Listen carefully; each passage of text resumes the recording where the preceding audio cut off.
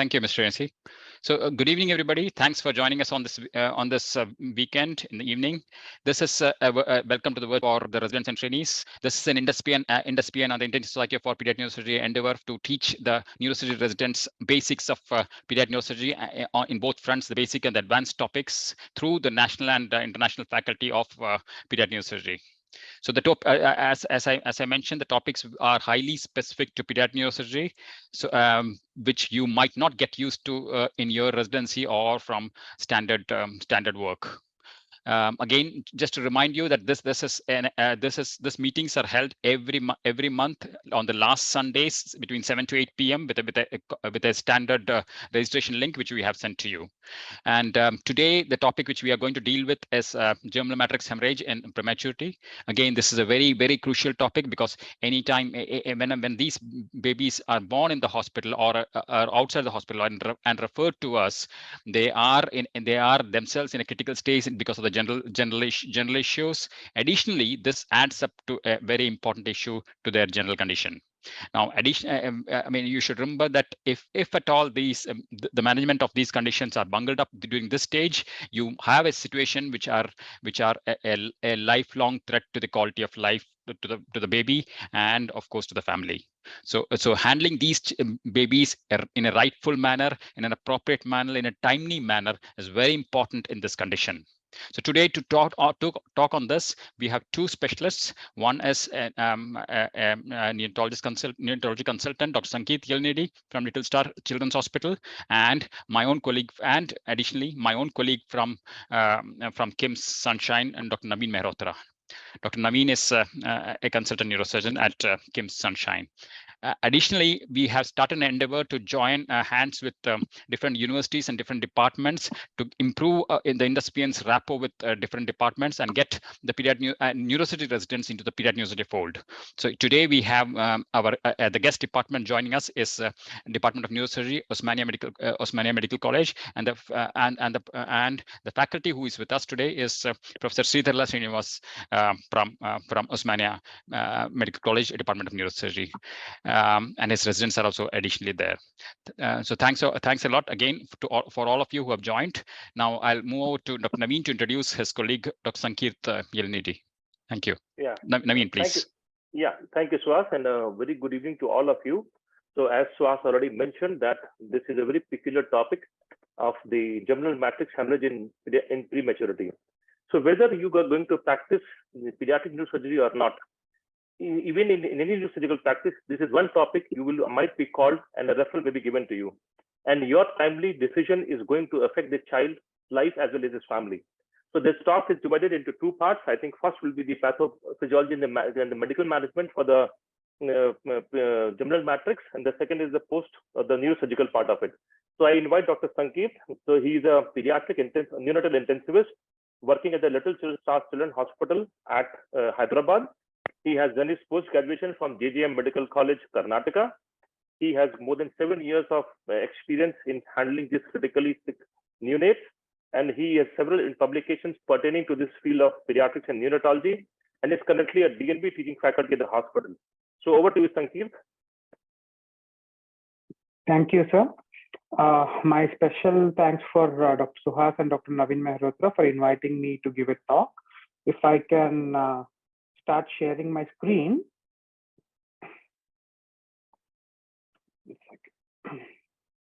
To all the residents, feel free to ask questions towards the end. So please raise your hands and clarify all the doubts within this limited time.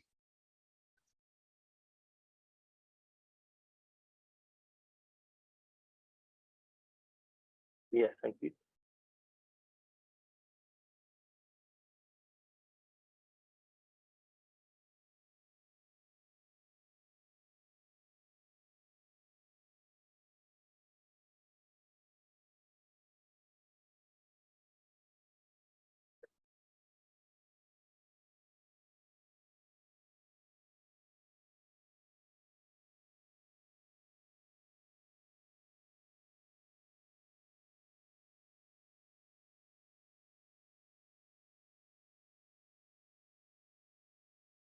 I think, Sankeerth, you're not audible.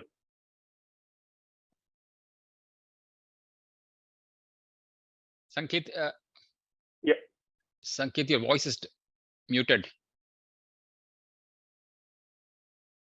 Dr. Sankeerth, your voice is muted.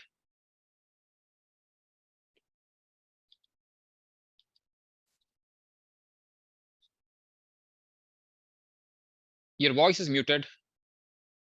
Sankeerth. Hello, sir. Can you hear me? Yeah, yes. Yeah, Go we ahead. can hear you now. Go ahead. Thank you. Hello. Yes, you are audible. You're audible. Just continue. Continue with the share screen.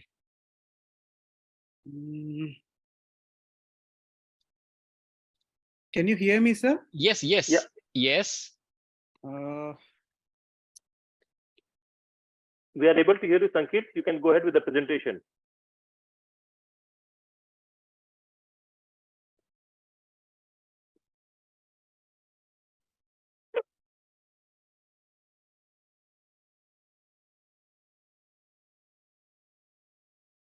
I think he has exited out, Naveen.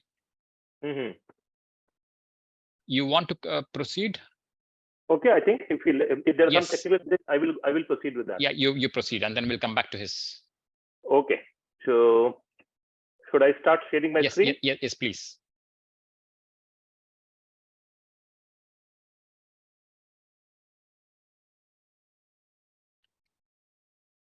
So Swat, am I audible and visible? Yes, exactly.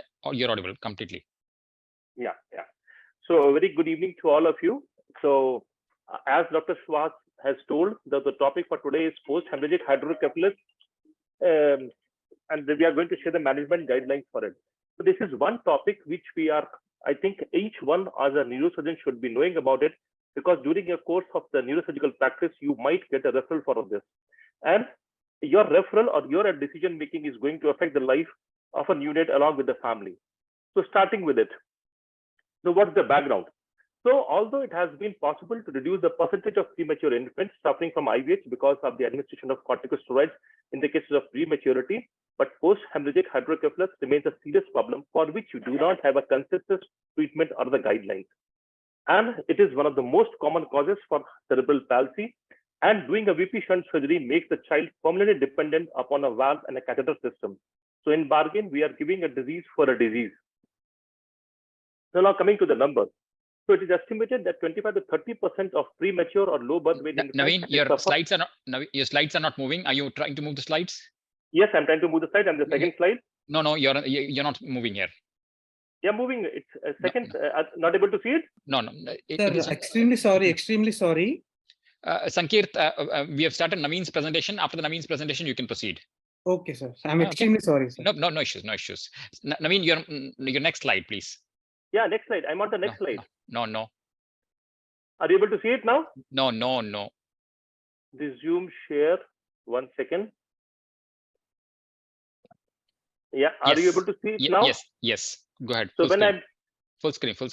Yeah, if I'm full screen, are you able to see it now? Yes. Go back to the first slide, please. So I think this you have seen. Okay. No. Are you able to see it now? Proceed now. No problems. Okay. So Swat, is it the slides are seen? This is epidemiology. You want to talk about epidemiology? Yes. Go ahead.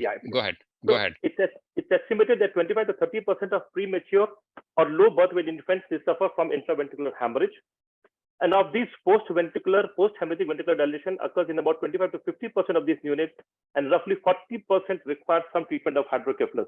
So as you can see, if even one of the two children you're going to treat may require some sort of surgical treatment for hydrocephalus. And the germinal matrix hemorrhage and IVH are the most common causes of acquired infantile hydrocephalus and one of the most common causes of infantile cerebral palsy along with mental retardation. So what is the pathophysiology? It's a one single slide. The rest, I think, details will be taken care by Sankeerth. So the germinal matrix is composed of cell precursors and numerous blood vessels, which are placed just beneath the ependymal lining near the head of the cardiac nucleus. The maximum development occurs up to 30 to 36 weeks, and at about 40 weeks, it already gets disappeared. So why does it bleed? It bleeds because it is made up of fragile and immature blood vessels, and there are disorders of cerebral autoregulation, and there's an increase in cerebral venous pressure. This results in an imbalance in the homeostasis, and it results in bleed. Naveen, your slides are not moving again. I think you're not moving. No. Yeah. Now you just continue with the stage. I think we'll continue like this. Yes. Go back to the epidemiology and next slide after that, because we're not seeing the slides at all. So this was the epidemiology. Yes. Go ahead, please. Now you can go ahead. Yes. Yeah. So what is the present strategy for management of this? Okay. So this is the crux for the treatment. So we use diuretics, serial LPs, intraventricular fibrinolytics, ventricular access devices, EVD or ventricular subgaleal shunt, which are the neurosurgical temporizing measures. So these are all the present strategy. How do we use them? So we treat post-hemorrhagic ventricular dilatation with a temporary device, most commonly either a ventricular access device or ventricular subgaleal shunt, less frequently an EVD. And once that phase has passed, then we put whether the patient requires a shunt or not. The topic for today is most important will be the choice of temporizing measure and how does each of these compare with each other. So what is the aim of the presentation? So the aim is what are the optimal treatment strategies for these children? These are 6 questions for it. So first is, what do we need to use acetazolamide or furosemide to reduce the need for shunt placement? The routine use of serial LPs to reduce the need for shunt to avoid progression of hydrocephalus. Use of intraventricular thrombolytics like tissue plasminogen activator streptokinase. Use of these are the non-surgical methods which we'll be discussing. And then use of the surgical temporizing methods such as ventricular reservoirs, EVDs or ventricular subgaleal shunts. Now there is a recent interest in the endoscopic third ventriculostomy and what does it stand now? And specific CSF parameters for the timing of shunt placement. So starting with the non-surgical temporizing measure. First is the medical therapy. Everybody wants to avoid surgery. So in these neonates, what is the role of the medical therapy? So as we all know, and as we all use both acetazolamide and furosemide, they produce reductions in the CSF production, and these 2 drugs have been used in combination for developing in the infants with developing post-hemorrhagic hydrocephalus. So what is their role? So there has been an international post-hemorrhagic ventricular dilatation, which was in the 1998, which reported that the administration of acetazolamide and furosemide leads to higher rates of shunt placement and morbidity. So you can see the medical trials have failed to arrest the development of the post-hemorrhagic hydrocephalus. So another very important trial was by Kennedy. It was in 2001, which randomized around 55 centers, which uses around 177 neonates in 55 centers worldwide. And it reported that the treatment of post-hemorrhagic ventricular dilatation with acetazolamide and furosemide did not decrease the rate of shunt placement. So you can see 64% in the group compared with 52%. But on the contrary, it was associated with an increased rate of neurological morbidity, and that was statistically significant. And acetazolamide and furosemide was stopped in many neonates because of its adverse effects. So what is the recommendation? So acetazolamide and furosemide are not recommended as methods to reduce the need for shunt placement in premature infants, and this is a level 1 recommendation. That means it has got a high level of clinical certainty. Swat, are you able to see the slides now? Hello? Yes, Naveen, yes. Go ahead. Okay. Yeah. So the next comes as a serial LPs and ventricular tap. So the rationale behind is when you tap either by a lumbar puncture or ventricular tap, so that acts by 2 ways. It acts by reducing pressure and removing blood and proteins, thereby avoiding the permanent hydrocephalus and clearing the pathway for the CSF so that the hydrocephalus doesn't develop. And the ventricular tap has also been used, but usually these are not recommended because they cause porencephaly at the site of the aspiration site. So now what does the review of literature say? So there have been 4 randomized trials which have involved premature infants with intraventricular hemorrhage, which concluded that early tapping of CSF by lumbar puncture or ventricular tap does not reduce the risk of shunt dependence, disability or multiple disability or death. There's one class 1 study which reported there is no statistical difference in outcomes of preterm infants with post-hemorrhagic hydrocephalus which have been treated with observation alone or infants treated with daily IP. I repeat, the important word here is daily LP. So the recommendation is the routine use of serial lumbar punctures are not recommended for the need to reduce the need for shunt placement or to avoid the progression of hydrocephalus in premature infants. And again, it has a level 1 degree of clinical certainty. So what, do they have any role now or lumbar punctures? Yes. So the LP has a minimal role and it is useful for drawing of CSF as an immediate treatment for elevated pressure in infants with post-hemorrhagic hydrocephalus, or is the patient had developed infection for sampling CSF. Number one, if you do repeated taps or daily taps, they may be associated with risk of CNS infection. Then comes the third non-medical component, that is the intraventricular fibrinolytic.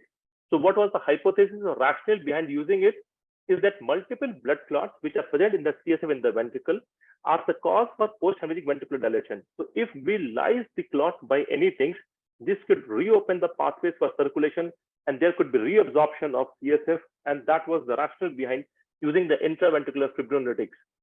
So we use like tissue plasminogen actor, streptokinase and urokinase, all has been used in different doses, in which the intraventricular fibrinolytics was passed through the ventricular reservoir, left for some time. But what they found is that the intraventricular thrombolytic agents, including the tissue plasminogen activator, urokinase and streptokinase, they are not recommended in premature infants, and this is a level 1 high clinical sensitivity recommendation. On the contrary, it has been seen that there has been an increase in the secondary IVH with this patient in this neonates if we use this procedure.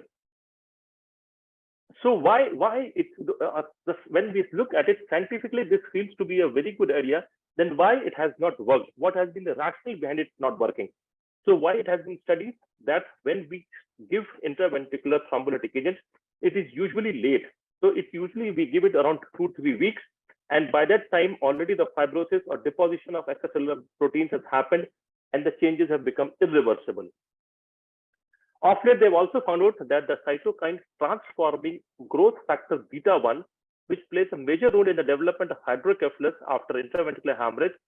So when you give this tissue plasminogen activator, it increases the concentration of it. So instead of improving the hydrocephalus, it potentially helps in developing or the development of a hydrocephalus. So now there has been a new novel idea of, or this has been started earlier, but now they have got a re-interest into it, called as DRIFT. What is it's an acronym for drainage, for irrigation, and then fibrinolytic therapy. So how it is being given is, so it can be done in the neonatal unit. It was started in Bristol in UK. So with an intravenous anesthesia, a size 6 infant feeding tube with head holes was inserted via anterior fontanelle into one of the lateral ventricles, and another feeding tube was inserted via the lambdoid suture into the occipital horn of the other ventricle. And before starting the irrigation and drainage, 0.5 milligram per kg of human recombinant tissue plasminogen activator was injected into the anticular ventricular catheter into the cerebral ventricles, and it was left for 8 hours before being flushed out. So this is how it looked like. So this is, if you see, so this is the frontal reservoir we have put through which we are giving the fluid, and this is how we take out the fluid, or this is into the occipital reservoir.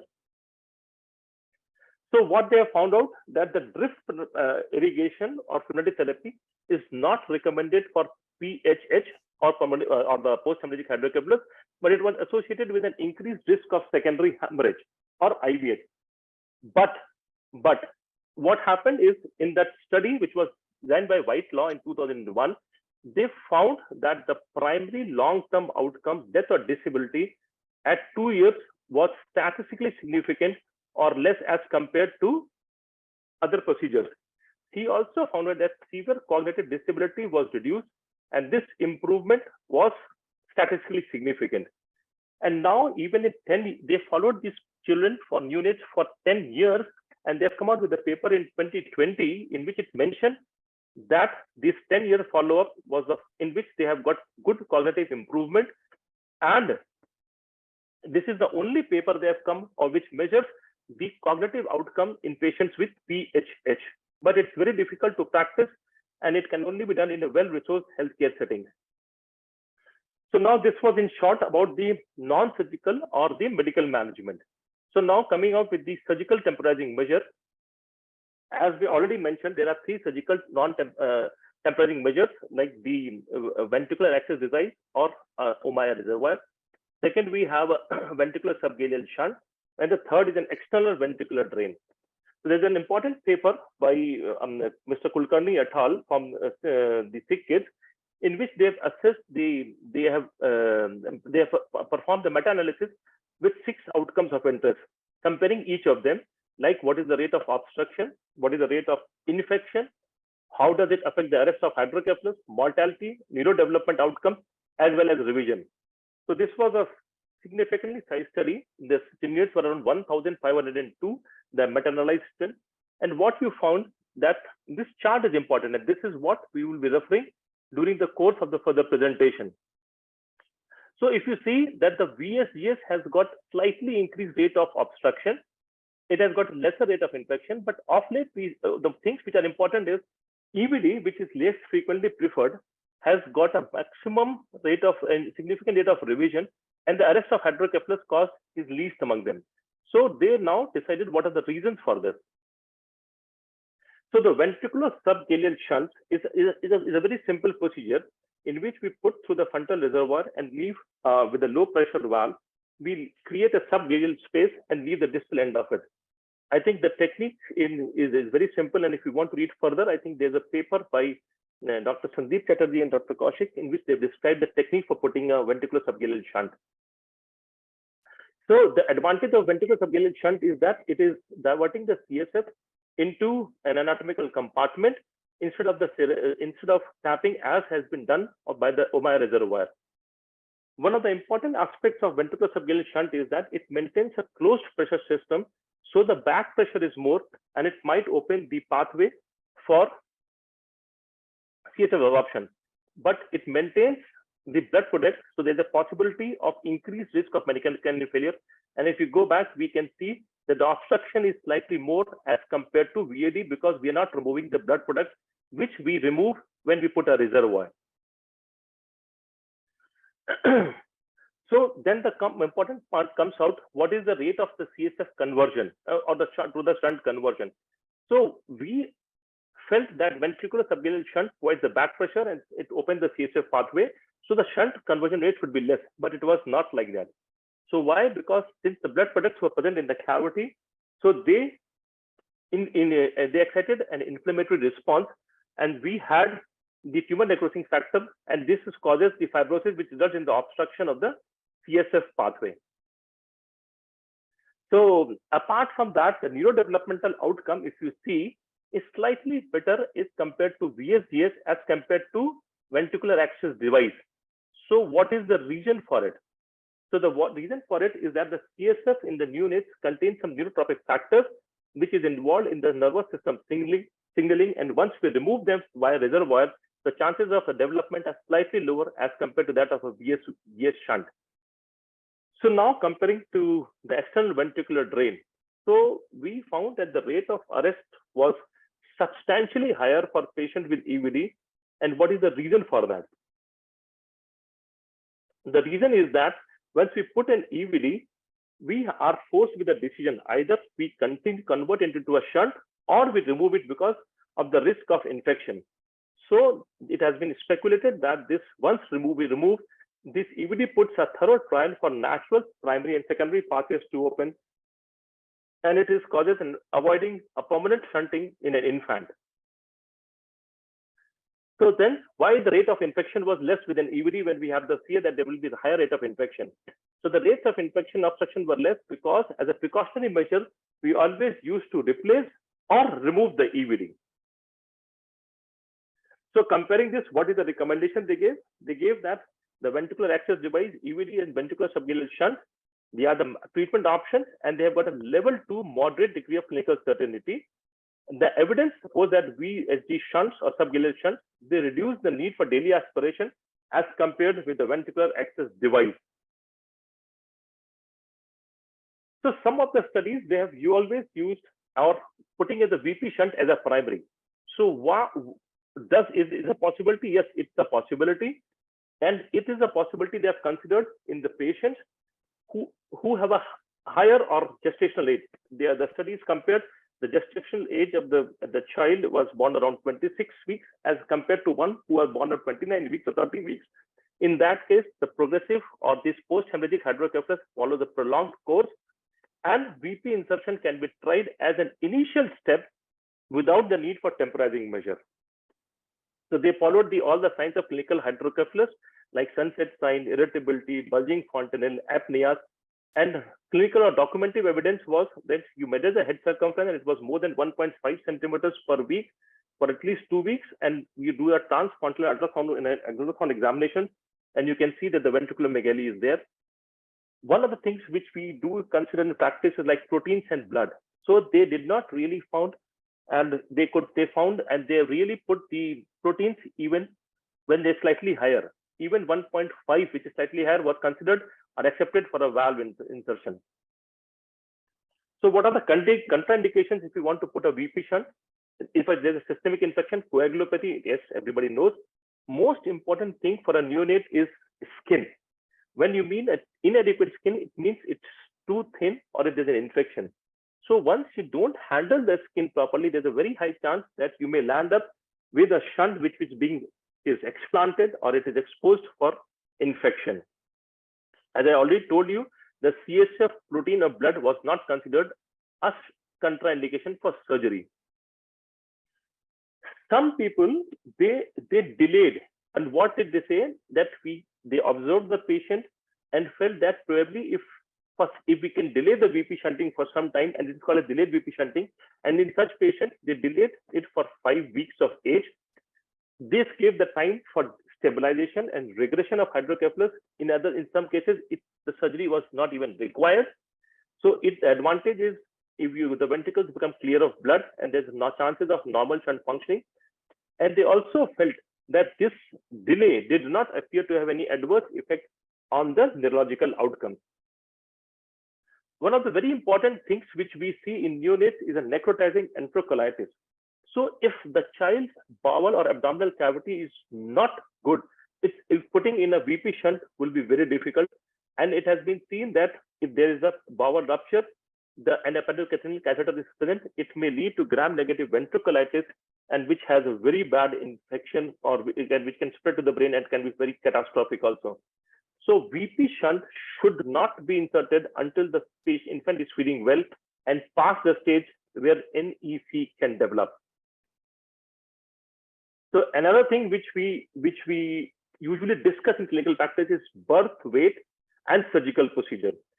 Still, we don't have an ideal birth weight, but going to different studies and meta-analysis that reveal that if the birth weight is less than 1500 or 1.5 kg, the chances of shunt failure are more.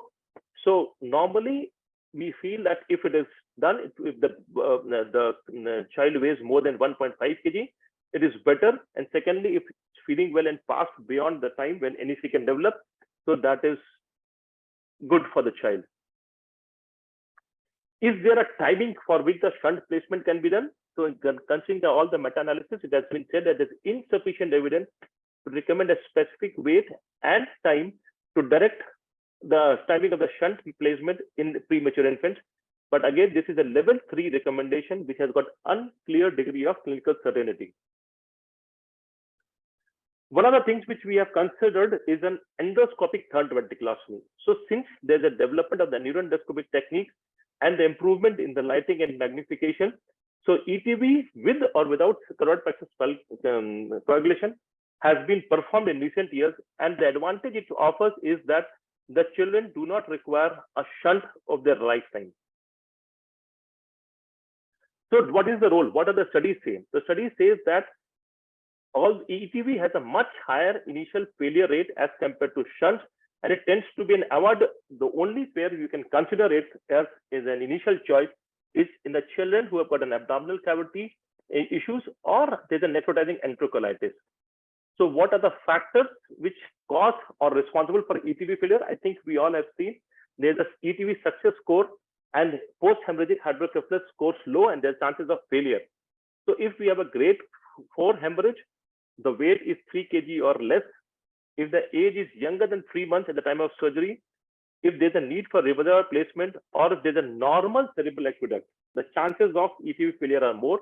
But two factors that have been found to be statistically significant are if the neonate who has been shunted and his gestational age is less than 0 at the age of surgery, and a narrow P-pontine cistern on MRI.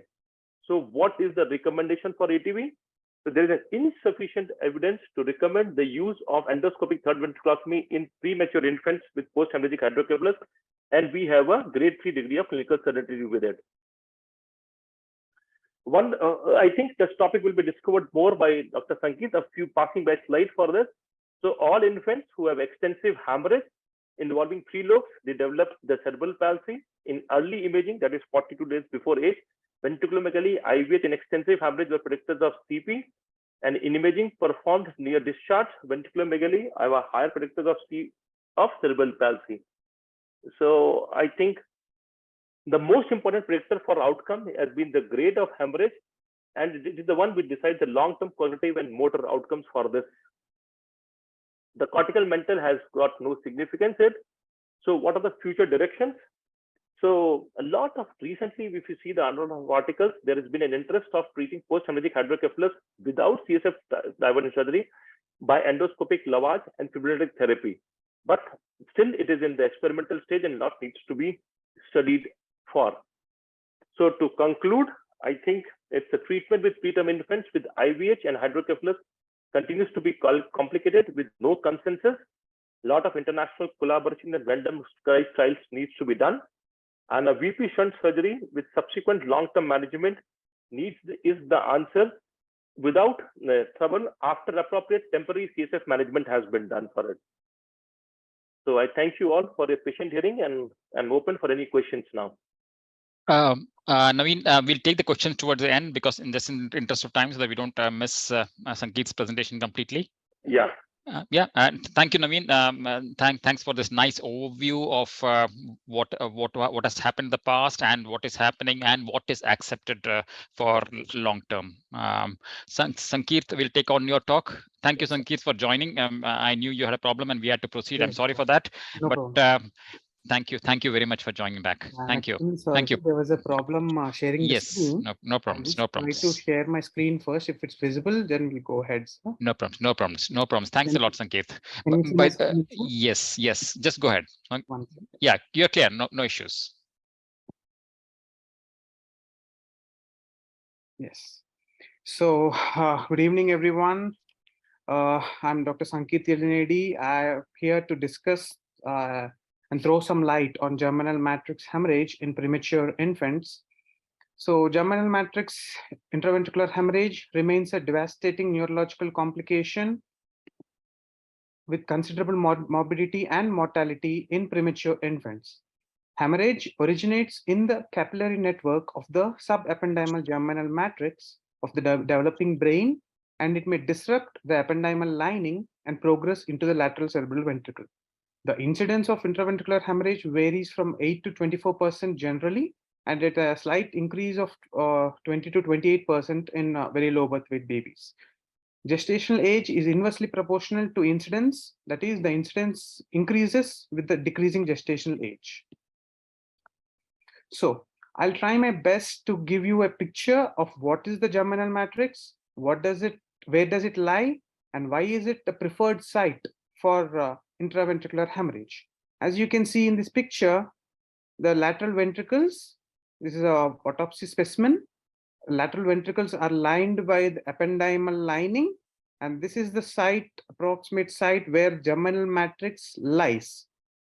So what does germinal matrix hold? Germinal matrix, I would like to call it as a powerhouse of neural precursor cells, because the radial glial cells, which help in directing the neuroblast maturation, arise from here. Astrocytes, which form the future axons, initiate here. And it is a home for oligodendrocyte precursor cells, which in the near future become oligodendrocytes and help in the formation of myelin sheath. So this is the site, germinal matrix is a site where neural precursors take their birth.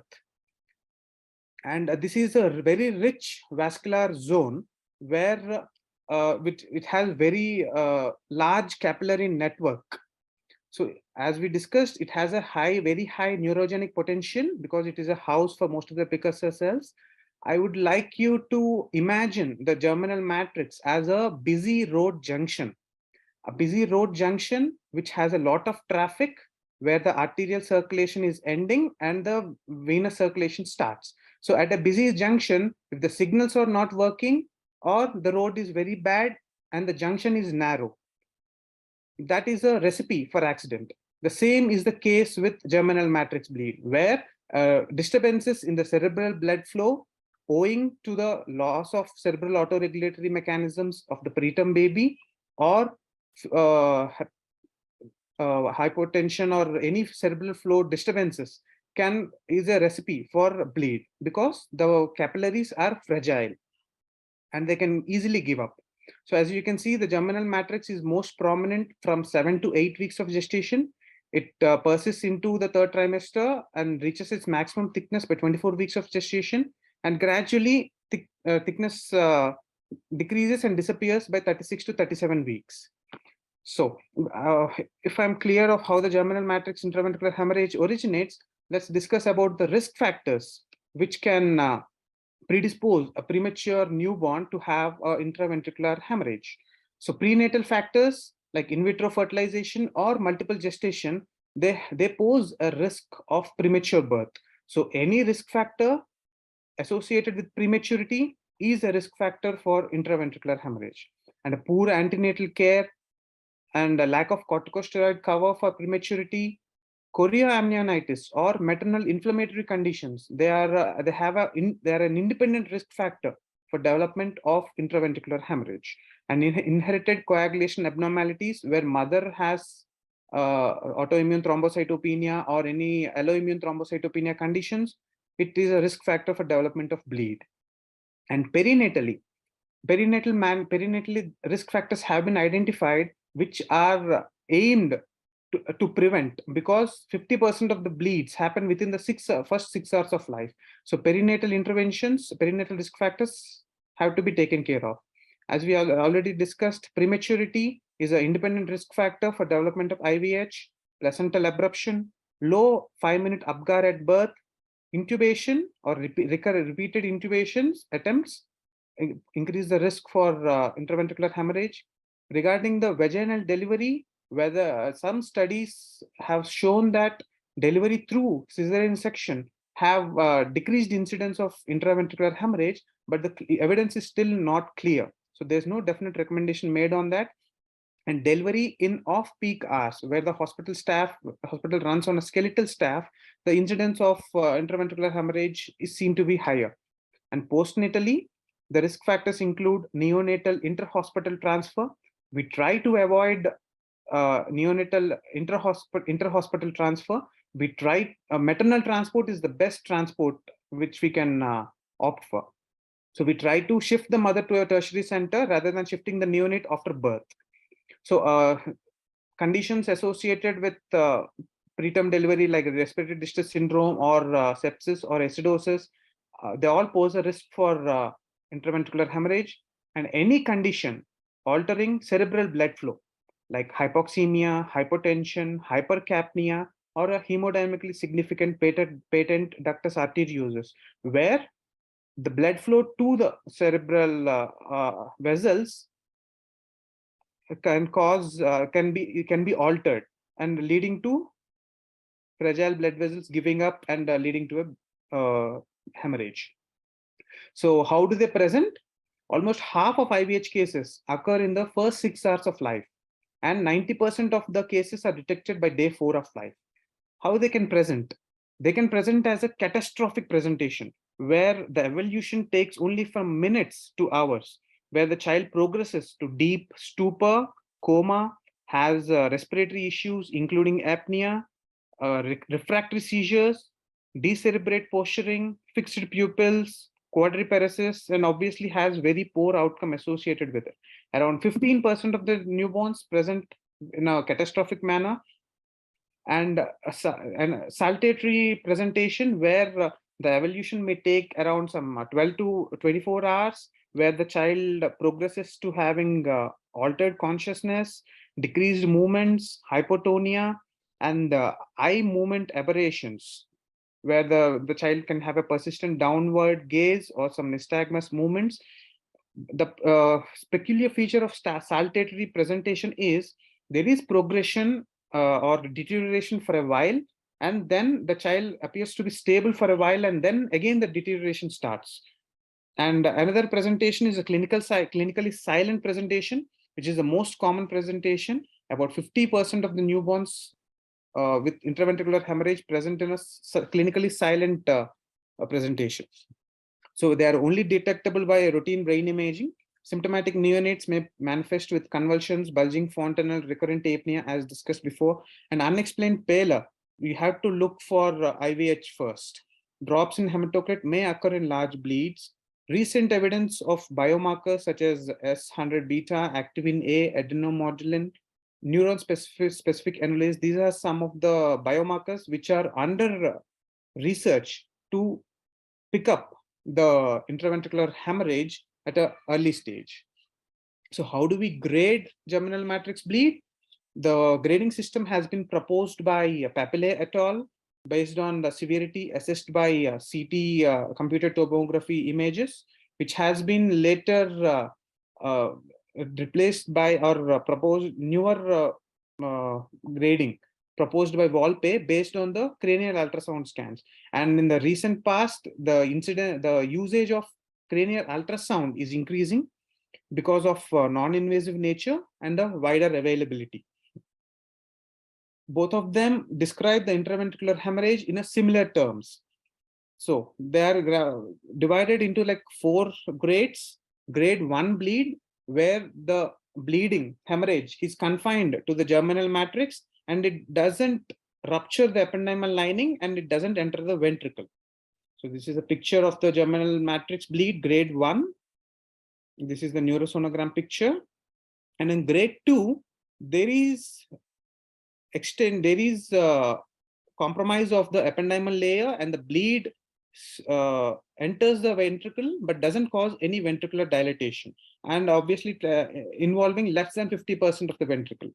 So here it enters into the ventricle but doesn't cause any ventricular dilatation. Grade 3, where the intraventricular hemorrhage extends into the ventricles, causing dilatation. It is more severe than grade 2. It indicates significant bleeding within the ventricles. As you can note, there is no parenchymal extension observed here. Yes, this is a NSG picture of the grade 3 hemorrhage. And grade 4, which is also termed as the periventricular hemorrhagic venous infarction, it has been separately classified. It is not a progression of bleed from grade 3 to 4. It is more of an infarction injury. Because of the ventricular bleed, it causes congestion of the terminal veins, leading to venous infarction-like injury, so which we describe as periventricular hemorrhagic infarction. Rather than extension of the bleed, it is a venous infarct-induced damage. So as the grades increase, the prognosis also worsens. So what exactly happens when there is a bleed in the ventricular system? So when there is a bleed in the ventricular system, the germinal matrix, which is a rich vascular bed and a precursor cell powerhouse, there is decreased proliferation of all the precursors. There is decreased proliferation of neurons, causing cerebral cortex and thalamic dysmaturation, and decreased oligoprogenitor cells, which lead to decreased number of mature oligodendrial cells, which further leads to decreased myelination. And once there is a clot in the ventricle, clot lysis happens. With the clot lysis, thrombin and heme, iron, is released into the ventricle, which are the very reactive and oxidant, which can initiate oxidant injury. So because of that, there is reactive oxygen species which cause further axonal injury and axonal dysmaturation. And when there is blood in the CSF, it leads to loss of external granular layer and causing cerebellar dysmaturation. So when there is a clot in the ventricles, the clot lysis will release certain oxidant mediated injuries and glutamate toxicity, leading to damage. So what are the consequences we see in germinal matrix or intraventricular hemorrhage? Usually the outcomes are measured in terms of short-term and long-term. Multiple studies have discussed these outcomes in the terms of have done studies to assess mortality, to see the neurodevelopment and progression to complications. The neurodevelopment issues which many studies have looked into include the cognitive issues, hearing or speech issues, epilepsy, developmental delay, visual impairment. So as you can see, this is the short-term outcome of germinal matrix bleed, where in the incidence of deaths in the first 14 days, the percentage increases with the evolution of the grades. It is the same with in this group also. And the periventricular post-hemorrhagic ventricular dilatation, the incidence of hemorrhage increases with the worsening ventricular hemorrhage, worsening grades. In the long term, the incidence of definite neurological sequelae they also show an increase with worsening grades of bleeds. So overall, grade 1, 2 bleeds do not progress to cause severe neurodevelopmental injury or mortality. However, cognitive impairment and mild cerebral palsy has been reported. With severe bleeds like grade 3 and periventricular hemorrhagic infarction, they are associated with high rate of mortality and high rate of neurodevelopmental injury. So how do we treat them?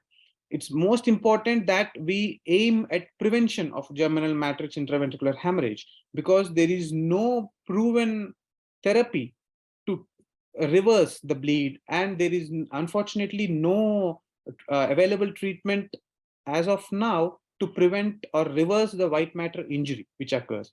So in acute management of intraventricular hemorrhage, it is only the supportive care which we provide, maintaining the hemodynamic stability, correction of coagulation issues, avoiding any postnatal risk factors, serial head circumference measurements, and cranial ultrasonography, and measuring the Levin's graph. And how do we manage the complications? Post-hemorrhagic ventricular dilatation or hydrocephalus. We can try either medical treatment or surgical. Medical treatment, as even highlighted by Dr. Naveen, there have been trials where multiple medical measures have been tried, including iron chelation, COX-2 inhibitors, celecoxib, which aim to decrease the inflammation. And for the oligodendrocyte maturation, thyroxine have been tried, but no proper evidence is available to date to support the use in management of post-hemorrhagic ventricular dilatation or prevention of hydrocephalus. So here are the two children whom we can discuss. There's a 30 weeks preterm baby boy with a birth weight of 1.2 kg, born to mother with hypertension, noted amniotic fluid leak causing oligohydramnios, and the baby had to be delivered after steroid cover. Postnatally, the child has this usual treatment, underwent Insure and CPAP support for respiratory distress syndrome, and there is no intervention needed for patent ductus arteriosus, and there were no hemodynamic issues noted for the baby during the course. Routine NSG on day of life 3 revealed grade 1 bleed on both sides. Supportive care given, and follow-up at 1 month revealed resolved bleed. That's the scene we see for most of the preterm babies who initially had grade 1 GMH and no hemodynamic issues. And this is another baby who was born at 27 weeks, extreme preterm baby boy with a birth weight of 900 grams, born to mother with GDM on insulin, gestational diabetes, presented in preterm labor, had to be delivered after steroid cover and magnesium sulfate. The baby had to be transported from a rural facility, which is a risk factor. So postnatally, the child had to be intubated, needed surfactant, extubated on day of life 2, subsequently on NIV on CPAP support. But here, the child had significant hemodynamic disturbances. There's a hemodynamically significant PDA, which needed pharmacological intervention with paracetamol for closure. NSG in this baby on day of life 3 revealed grade 2 bleed on both the sides, supportive care given, but on day of life 7, it progressed to grade 3 IVH. We closely monitored the head circumference, Levin's index, repeat scan at 2nd week showed post-hemorrhagic ventricular dilatation. So now this is the time where we had to involve the surgeon, and Dr. Naveen had already thrown some light on the surgical strategies, and he is a better judge on the management of surgical management of post-hemorrhagic ventricular dilatation or hydrocephalus. So that's it from my side. I hope I made the pathophysiology clear. Yeah. Thank you, Dr. Sankeerth. Thank you.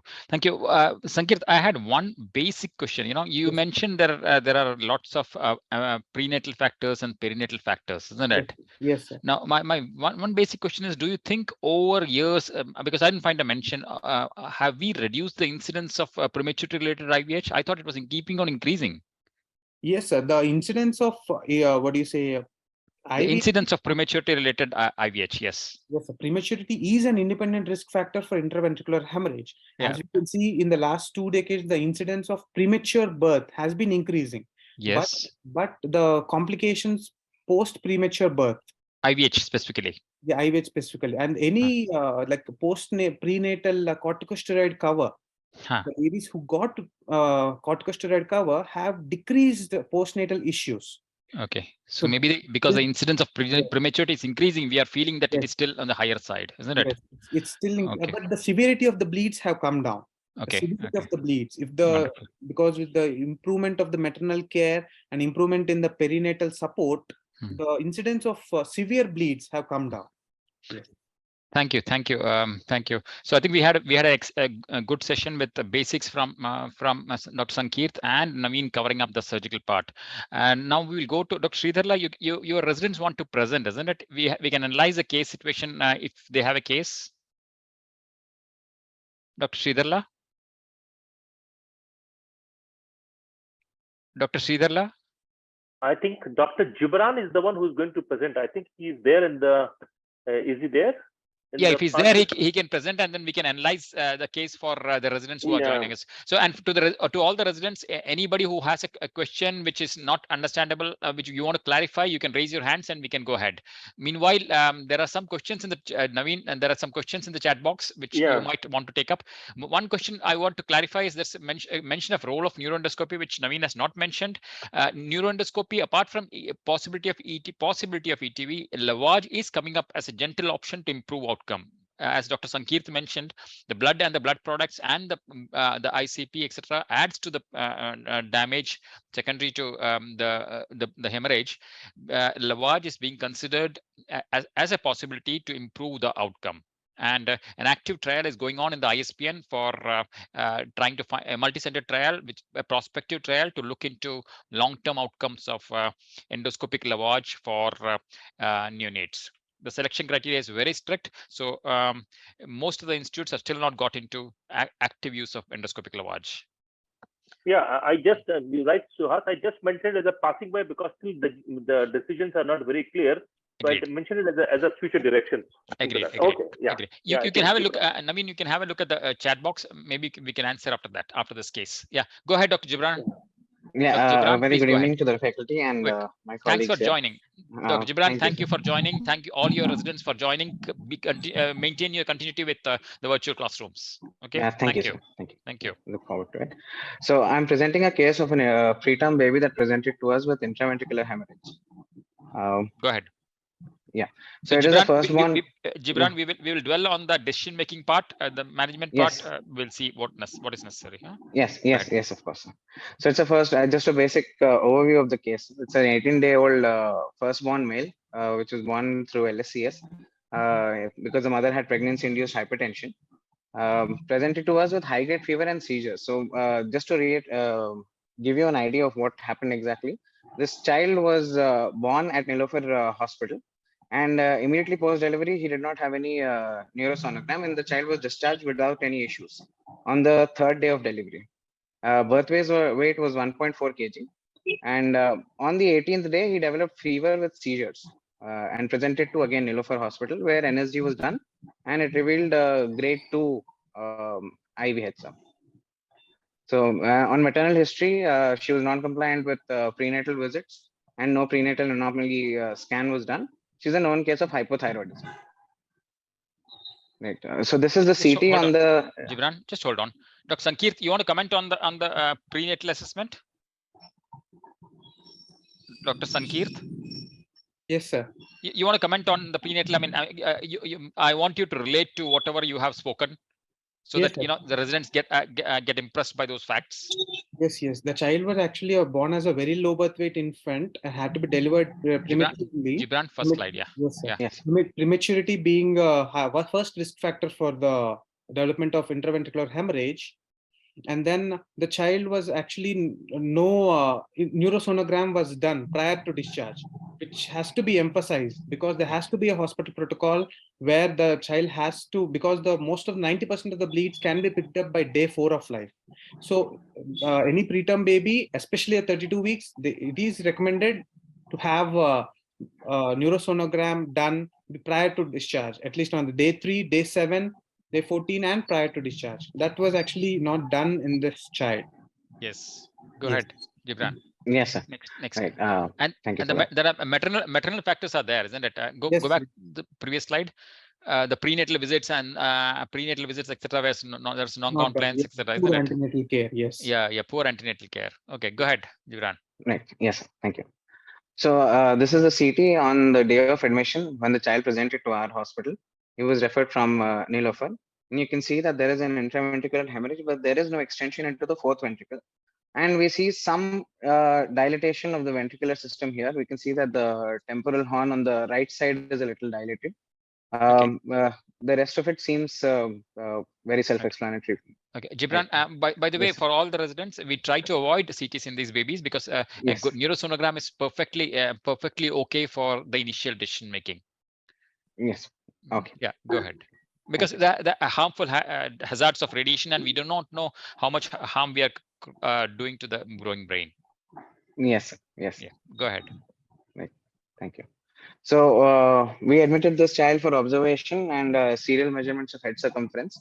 On day 8, we noticed that the anterior fontanelle was full, and the child had reduced intake of feeds, and also sunset sign was seen in this child, like you see here in the clinical picture.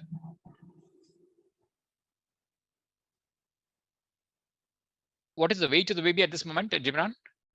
It was 2.1 kg. So the baby was gaining weight. Okay.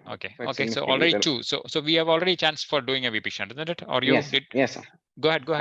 I will come to that. Yeah. So again, we got a repeat CT done. The reason that we have to get CTs done is because we are a high volume center, and we have just one MRI, and even the sister institutes are dependent on that one MRI. We don't really get that option here. Yeah, ultrasound is an option. Yeah, ultrasound, yes. With the present ultrasounds, you can get equally good axial images and or multi-axial images actually. What about operative planning, sir? Yeah, actually, many situations we try to avoid CTs and MRIs because you do not. I mean, and even intra-op you can use ultrasounds, so that you can avoid all this. Yes, of course. And I'm just for your sake of, I mean, there's not a criticism. It is a part of your residency understanding. That's all. Of course. Go ahead. Yes, thank you. So we then went ahead with placement of a ventricular access device on the same day, and then the child was placed on serial tapping 12th hourly. There was significant clinical improvement in the child. He's still admitted with us, and we've put this child on monitoring for now. Okay. I think as Naveen mentioned, I mean, blood might be you can wait, but at the same time, ventricular subgaleal shunt is an easy option and probably a safer option because you don't have to tap again and again. Repeated taps can introduce nosocomial infections, and again, with the nosocomial infections, you would add another brunt to the brain, which is already on the track of damage. So probably certain things we might think differently. The one thing here, sir, that the one doubt I have about ventricular subgaleal shunt here is that the reason, like one of the considerations that we keep in mind when operating on these preterm babies, especially, is that the skin is very thin. Yes. And we've had previously cases of even the reservoir, the Osmania reservoir being exposed. Exactly. And exactly. we had to convert that. Exactly. Repeat tapping can damage the skin over the Ommaya reservoir. So ventricular subgaleal shunts won't do that, because you have a tube which is lying under a subgaleal space and not pressing on the surface. Naveen, you agree? Yeah, I do agree. I think we have used these subgaleal shunts, and I find they are really good. Exactly, and I've used it as low as 400 to 500 grams. Oh, okay. The best advantage of ventricular subgaleal shunt is you can do even in local, and worst comes, let's say you have a very unstable baby, you can do it bedside. Worst comes, you can our NICU unit can convert themselves into a small OR, and you can isolate the baby, and with local regional blocks you can do a ventricular subgaleal shunts. Yeah, because I think in the very low birth weight babies, which are, or extremely low birth weight babies which are less than 1 kg, over a period of time, if you follow the skin over the reservoir just gives away necrosis, and they are exposed, and then they land up with secondary infections. Exactly. So each Gibran and for all the residents, it's very important that each of these steps or each of the decision which you take are extremely, I mean, a futuristic view of a lifetime. That is the key in these babies. So that is why a collaboration with the neonatologist. I mean, we are interested in the theory to some extent, but at the same time, collaborating and talking to them and creating the best outcome is very, very important. Yes. Yeah. So I do have one more question here, sir. Go ahead. Because like as was presented just now in both Naveen sir and Sankeerth sir's presentation here, is that the reason that these the theory that they develop post-hemorrhagic hydrocephalus is that there is fibrosis and inflammation that leads to fibrosis. Why not? No fibrosis. No fibrosis. No fibrosis happens in I'm brain. sorry. A no glial fibrosis reaction. Happens. Yeah. Yes. Glial reaction. Yes. Glial reaction. So, is there a role for intraventricular steroids along with? No. Only the general steroids which have been used perinatally, as Dr. Sankeerth mentioned, has been used. Dr. Sankeerth, you want to comment on it? No intraventricular steroids, of course, but general perinatal steroids to the mother has been allowed, isn't it? Sankeerth, you want to comment? Exactly, sir. Prenatal steroids have perinatal, mother, no? Have a significant impact on decreasing the incidence of postnatal complications in a premature baby. Yes. Then the postnatal, there's no there's no study, no role of steroids. Yeah, and anti-inflammatory agents have been used, but none has come up to substantial evidence to support it, like celecoxib, which Sankeerth mentioned. Yes. So your opinion is very valid, but it is not proven. So you don't use all these drugs. There's no evidence for it. Okay. Go ahead. Anything, Gibran? No, that's also that. So I would, a VSG would have been a good option, but since the baby is 2 years and probably, so what we do is I would personally have a protocol like this. I would post the child for a VP shunt, and suppose if I see a extremely hemorrhagic kind of CSF, I would do a VSG and stay away. Naveen, you would agree? Yeah, I do agree. I do agree with that. Yeah, so if the because child is older child, nearly 2 kgs, isn't it? So that option should be kept open. Yeah, exactly. Okay. Naveen, we'll take up some questions from the chat box. I think is Dr. Sridharla around? I don't know. He's not answering. Yeah, he's there. He's there. I was muted all this time. Yeah, I'm sorry, Sridharla. Because I got up. Just now I got unmuted. Okay. Go ahead. If you want to tell us something, ask something. Yes. Go ahead. Go ahead, please. This child was referred to us by the neonatologist from some other hospital. Yes. Basically, with a scan. With a CT scan. Oh, with a CT scan. Okay, I'm sorry that I had to comment on the CT scan. It's for the sake of the residents. Practically, many. Another thing is. Yes, sir. The neurosonograms in our center are less frequently. Yeah.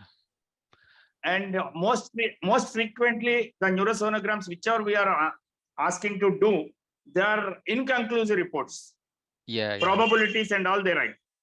Agreed. And we have to depend on the radiologist, because we are not very much efficient to read the neurosonogram pictures, what they give. And usually they don't give the pictures even in our hospital, the sheet with the print. The reason for that repeat CT scan, which we have done, the repeat CT scan was done because we wanted to compare and go ahead with VP shunt, but still the intraventricular bleed has not resolved completely. That's why we have taken a decision to do Omaya. Agreed. And we have taken the decision to do Omaya after getting a smallest possible reservoir. Yeah.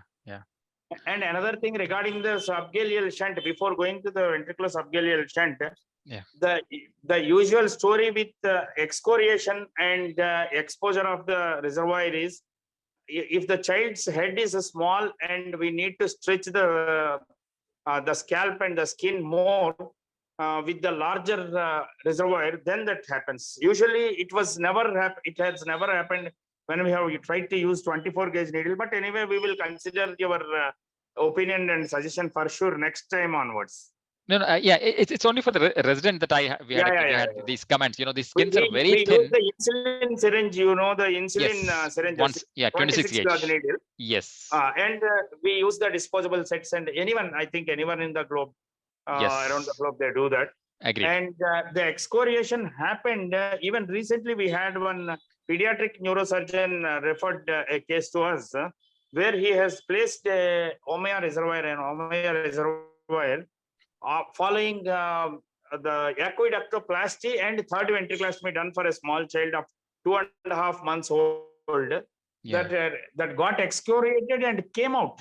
They brought the reservoir which has fallen down from the head, and it was adult size Omaya reservoir they have placed for the small child.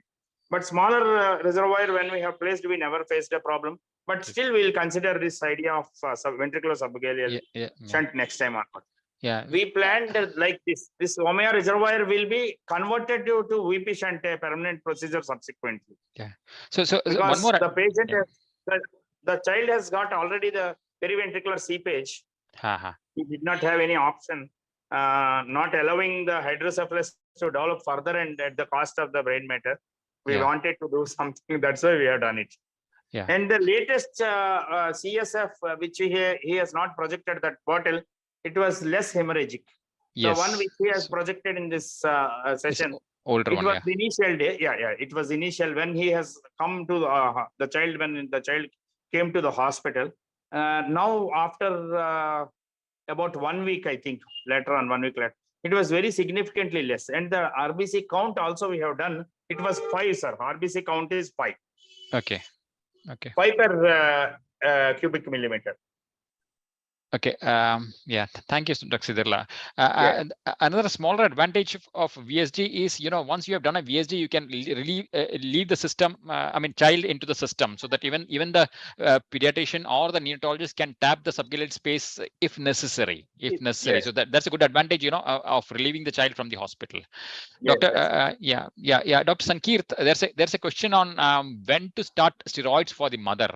Do you want to comment on it for perinatal coverage? Yeah, whenever a mother poses a threat for premature birth, it is steroids, prenatal steroids have been recommended from 24 weeks to 34 weeks of gestation. If the mother presents with preterm labor or any risk which can pose for premature birth, a course of betamethasone or dexamethasone has shown a good effect as a maternal corticosteroid therapy. Betamethasone or dexamethasone, ideally from 24 weeks to 34 weeks of gestation. Okay, wonderful. Thank you, Dr. Sankeerth. In what dose? Excuse me. What is the dose you suggest? Betamethasone, actually, we give at 12 mg once a day, 24 hours apart, sir. That would be good coverage. And dexamethasone would be 6 mg, 12 hourly, and 4 doses. That will be like 2 days. So that is good coverage. Wonderful. Okay. Wonderful.